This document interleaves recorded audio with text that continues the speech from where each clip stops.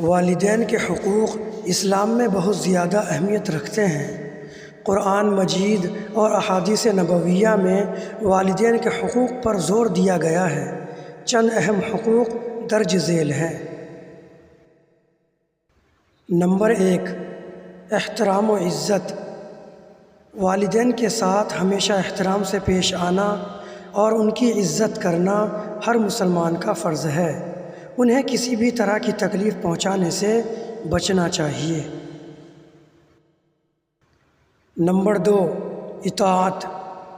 والدین کی جائز باتوں کی اطاعت کرنا ضروری ہے، سوائے اس کے کہ وہ دین کے خلاف ہوں۔ نمبر 3، خدمت۔ والدین کی خدمت کرنا خاص طور پر جب وہ بوڑھے ہو جائیں یا بیمار ہوں بہت بڑی نیکی شمار ہوتی ہے۔ نمبر 4، دعائیں۔ والدین کے لیے ہمیشہ دعائیں مانگنا، ان کی مغفرت کی دعا کرنا اور ان کی بھلائی کے لیے اللہ سے دعا کرتے رہنا چاہیے۔ نمبر 5، مالی امداد۔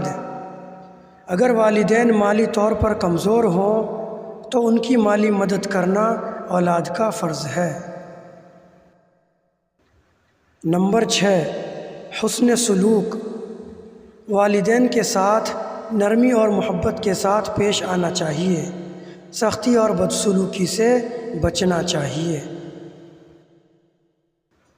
نمبر 7، دعا برائے مغفرت۔ اگر والدین وفات پا جائیں تو ان کے لیے مغفرت کی دعا کرتے رہنا چاہیے۔ والدین کے حقوق کی پاسداری دنیا اور آخرت میں کامیابی کا ذریعہ ہے۔